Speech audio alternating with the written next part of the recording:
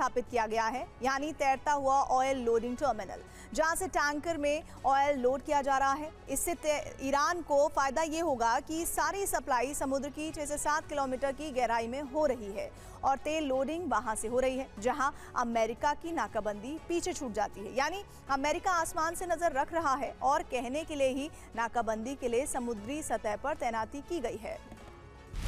यानी पहले गुरेह पोर्ट के टर्मिनल से खर्क द्वीप तक ईरान का तेल पाइपलाइन के जरिए पहुंचता था, लेकिन ये द्वीप फारस की खाड़ी में होने के कारण तेल सप्लाई बंद हो गई। इसलिए ईरान ने गुरेह से सीधे 1000 किलोमीटर की पाइपलाइन बिछाकर तेल ओमान की खाड़ी यानी जास्क तक पहुंचा दिया। इब्राहिम रजाई के मुताबिक स्ट्रेट ऑफ हॉर्मुज पर ईरान का नियंत्रण है। दुनिया के जहाज IRGC से अनुमति मांगते हैं, टैक्स चुकाते हैं और हमारे निर्देश पर चलते हैं। ट्रंप इस हकीकत को स्वीकार नहीं करना चाहते। वो सेना भेजते हैं और हार कर वापस लौट जाते हैं। डोनाल्ड ट्रंप समझौते के लिए बेचैन है, लेकिन ये बेचैनी क्या महज एक षड्यंत्र का हिस्सा है? इस सवाल की वजह हॉर्मुज से आ रहे वो संकेत हैं जो दुनिया के सबसे महत्वपूर्ण तेल चोक पॉइंट पर कब्जे के प्रपंच की तरफ इशारा कर रहे हैं। एक्सपर्ट्स की माने तो डोनाल्ड ट्रंप बहुत जल्द ईरान युद्ध 2.0 का आगाज कर सकते हैं और इस आशंका की वजह ईरान पर अमेरिका के छोटे छोटे हमले और ड्रोन घुसपैठ हैं जो बीते 10 दिन से जारी हैं। सवाल है, इन हमलों और ड्रोन घुसपैठ के पीछे ट्रंप का असली प्लान क्या, मकसद क्या है? और सुपर प्राइम टाइम में इसी पर एक्सक्लूसिव रिपोर्ट हम आपके लिए लेकर आए हैं। केश्म द्वीप के पास अमेरिकी ड्रोन नजर आया है। ये ड्रोन फारस की खाड़ी पार कर केश्म द्वीप पहुंचा। करीब 30 मिनट तक ईरानी एयर स्पेस में घूमता रहा। रडार पर ड्रोन नजर आते ही इसे तबाह कर दिया गया। माना जा रहा है कि अमेरिका ईरान पर हमले से पहले उसके डिफेंस सिस्टम की जांच कर रहा है, उनकी सटीक लोकेशन हासिल करना चाहता है ताकि फुल स्केल वॉर शुरू करने से पहले उन्हें तबाह कर ईरान के डिफेंस को नाकाम किया जा सके। साथ ही अमेरिका ये देखना चाहता है कि ईरानी अंडरग्राउंड मिसाइल बेस कितने वॉर रेडी हैं, ताकि ईरान जंग के दूसरे चरण की रणनीति को फाइनल किया जा सके। युद्ध विराम के बाद ईरान ने अपने सैन्य नेटवर्क को काफी हद तक दोबारा खड़ा कर लिया है। उसके डिफेंस सिस्टम शुरू हो चुके हैं। अंडरग्राउंड मिसाइल सिटी के गेट खोले जा चुके हैं। ईरानी नेवी ने भी अपनी शक्ति फिर हासिल की है। इसकी टोह लेने के लिए अमेरिकी सैटेलाइट अंतरिक्ष से नजर रख रहे हैं, लेकिन ईरान की सैन्य गतिविधियां इतनी सीक्रेट हैं कि सैटेलाइट के लिए डेटा इकट्ठा करना मुश्किल हो रहा है। ऐसे में ट्रंप मिनी वॉर और ड्रोन घुसपैठ का सहारा ले रहे हैं। अमेरिका जब भी ईरानी एयर स्पेस में ड्रोन भेजता है, ईरान के रडार एक्टिवेट हो जाते हैं, जिससे रडार की लोकेशन अमेरिका को मिल जाती है और अमेरिकी सैटेलाइट को इसके सटीक कोऑर्डिनेट मिल जाते हैं। इन ड्रोन्स को तबाह करने या भगाने के लिए डिफेंस सिस्टम से हमले किए जाते हैं, जिससे डिफेंस सिस्टम की सटीक लोकेशन भी अमेरिका को मिल जाती है। मिनी वॉर के दौरान अमेरिका ईरान पर हमला करता है, जिसका प्रतिशोध लेने के लिए ईरान अपनी अंडरग्राउंड मिसाइल सिटी को एक्टिवेट करता है। मिसाइल सिटी से अरब में मौजूद अमेरिका के मित्र देशों पर हमले होते हैं। ये मिसाइल लॉन्चर मिसाइल सिटी के किस गेट से बाहर आते हैं, इसकी जानकारी भी अमेरिका लॉक कर लेता है। डोनाल्ड ट्रंप ने सिचुएशन रूम में बैठक की है। ये बैठक करीब 2 घंटे तक चली, जिसमें ईरान समझौते पर मंथन हुआ, लेकिन समझौते पर कोई निर्णय नहीं हो सका।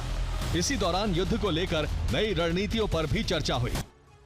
रिपोर्ट्स की माने तो अमेरिका हॉर्मुज की तरफ से हमले करेगा और उसका प्राइमरी टारगेट दक्षिणी ईरान होगा। इस ऑपरेशन में सबसे पहले पूरे देश में ब्लैकआउट किया जाएगा, जिसमें अमेरिका की साइलेंट बाकर सैटेलाइट ईरान मिलिट्री की सैटेलाइट को जाम कर देगी, जिससे युद्ध विराम के दौरान ईरान ने फिर से शुरू कर लिया है, जिससे कुछ ही सेकंड्स में स्थानीय IRGC हेडक्वार्टर का कनेक्शन पूरे देश से कट जाएगा। स्थानीय कमांडर तेहरान की केंद्रीय कमान से संपर्क नहीं कर पाएंगे। इसके बाद अमेरिकी साइबर कमांड ईरान के बिजली ग्रिड में मौजूद मेलवेयर वायरस को एक्टिवेट कर देगी, जो पहले से इसमें मौजूद होगा। इससे पूरा दक्षिणी ईरान अंधेरे में डूब जाएगा। फारस की खाड़ी से लेकर ओमान की खाड़ी तक ईरान से सटे इलाकों में हड़कंप मच जाएगा।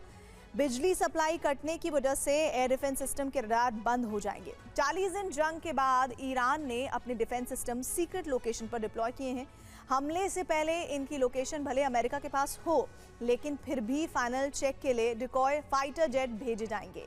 रडार डीएक्टिवेट होने की वजह से ही रडार ऑपरेटर भ्रम में पड़ जाएंगे और इन्हें असली फाइटर जेट समझकर डिफेंस सिस्टम एक्टिवेट कर देंगे, जिससे डिफेंस सिस्टम की लोकेशन 100% कंफर्म होगी। इसके बाद F-35 फाइटर जेट से अमेरिका यहां अटैक करेगा ताकि गलती की कोई गुंजाइश ना रहे। ईरान के डिफेंस सिस्टम तबाह किए जाएंगे, जिसके बाद एक के बाद फिर से ईरान के एयर स्पेस पर पूरी तरह से अमेरिका का कब्जा हो जाएगा और अमेरिकी सेना आगे का ऑपरेशन शुरू कर पाएगी।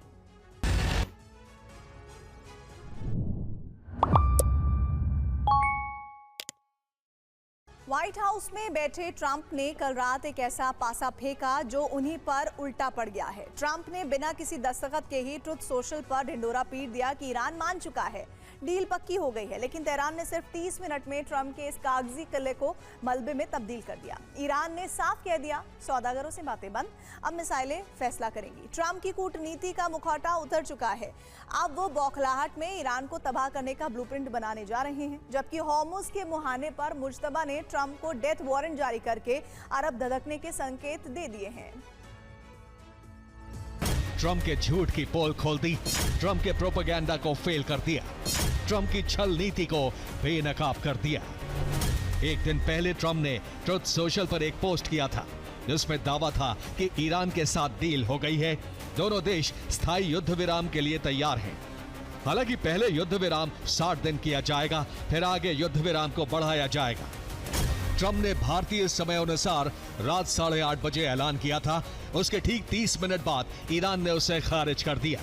यानी 30 मिनट में ही ट्रंप के झूठ का पाखंड सामने आ गया है। अमेरिका फिर से बेनकाब हो गया। ट्रंप ने बोले झूठ पर झूठ, झूठ का गुब्बारा गया फूट। ट्रंप ने जो पहला झूठ बोला उसमें था कि ईरान से शांति करार हो गया है, लेकिन ईरान ने खारिज कर दिया। दूसरा झूठ, उन्होंने कहा ईरान हॉर्मुज खोलने को तैयार है, जबकि ईरान ने दावा किया कभी ऐसा कहा ही नहीं। तीसरा झूठ, हॉर्मुज में फंसे कार्गो शिप निकलेंगे, जबकि ईरान ने कहा बिना टोल के जहाज नहीं निकल सकते। चौथा झूठ, ट्रंप ने कहा ईरान परमाणु प्रोग्राम बंद करेगा, जबकि ईरान का दावा है ड्राफ्ट में परमाणु प्रोग्राम कहीं है ही नहीं। पांचवा झूठ, ट्रंप ने बोला चीन IAEA से मिलकर यूरेनियम निकालेंगे, जबकि ईरान तो यूरेनियम चीन या फिर रूस शिफ्ट करने का बात भी लगातार करता रहा है। पहले चरण में सुरक्षा चक्र ध्वस्त कर दिया जाएगा, जिसमें कमांड एंड कंट्रोल रणनीति अपनाई जाएगी। हमले से रडार सिस्टम को अंधा कर दिया जाएगा। फिर S-300 सिस्टम को ध्वस्त किया जाएगा, जबकि दूसरे चरण में परमाणु और मिसाइल ठिकाने तबाह किए जा सकते हैं। इसके लिए मिसाइल सिटी और ड्रोन सेंटर पर हमले किए जाएंगे। B-2 स्पिरिट और B-21 बॉम्बर्स का इस्तेमाल होगा। बंकर बस्टर और टॉमाहॉक मिसाइलें वॉर रेडी की जा रही हैं। तीसरे चरण में एनर्जी इंफ्रा पर हमले किए जा सकते हैं। इसके जरिए खर्ग आइलैंड पर तबाही मचाई जाएगी। रिफाइनरियों पर हमले और टारगेट पर नेवल फोर्स है, जिसके जरिए हॉर्मुज में नाकाबंदी हटाने की तैयारी है। चौथा और फाइनल चरण साइबर और इलेक्ट्रॉनिक युद्ध का हो सकता है। इसके जरिए पावर ग्रिड पर अटैक किया जाएगा, संचार व्यवस्था तबाह की जाएगी, इंटरनेट सप्लाई तोड़ी जाएगी, सैटेलाइट सुविधा रोकी जाएगी। इतनी तबाही के बाद जनता खुद ईरान में तख्ता पलट कर सकती है। अमेरिका के आक्रामक तेवर देखते हुए ईरान यूरेनियम को रूस भेज सकता है। इसके लिए कैस्पियन सागर मार्ग से शिफ्टिंग कर सकता है। सबसे पहले बुशर एटमी सेंटर से 350 किलोमीटर सड़क मार्ग से अंजाली पोर्ट पहुंचाया जाएगा। इसके बाद कार्गो शिप 1200 किलोमीटर समंदर का सफर तय करके रूस के आस्ट्रखन पोर्ट तक पहुंचेगा। उसके बाद आस्ट्रखन पोर्ट से 1400 किलोमीटर रेल रूट के जरिए मॉस्को तक पहुंचाया जा सकता है। ऐसे ईरान अपने यूरेनियम को सुरक्षित कर सकता है। ईरान अमेरिका के टकराव में कूटनीतिक वार्ता की शुरुआत तो हुई, लेकिन आक्रामकता दोनों तरफ से कम नहीं हुई। इसका एक कारण यह है कि अमेरिका ने हॉर्मुज को ब्लॉक कर रखा है, जिससे ईरान की अर्थव्यवस्था दांव पर लग गई है। यही वजह भी है कि ट्रंप ये मानकर चल रहे हैं कि ईरान को एक ना एक दिन उनकी शर्तों के सामने झुकना पड़ेगा।